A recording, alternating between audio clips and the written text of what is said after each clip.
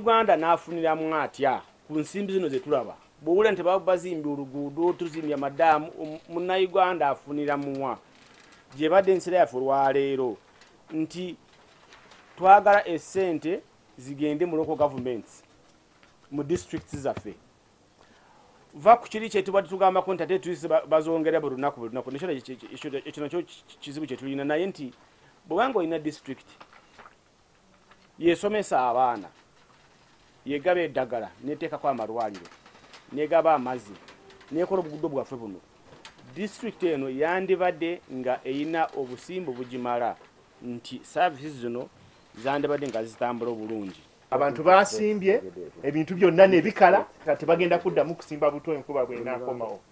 Kati kitulaga nti engeri gavumenti gyekuttemu ensonga y'enkyuka y'obudde tebitaddeemu maanyi. Tugamba nti gavumenti mu kifo ky'okuweereza omulimi ensigo ate ng'omulimi yalina ensigo gavumenti yandibadde ng'efaayo nnyo okumuweereza obuuma obutono obunaamuyamba okufukulira ebirime bye nga nebitakala.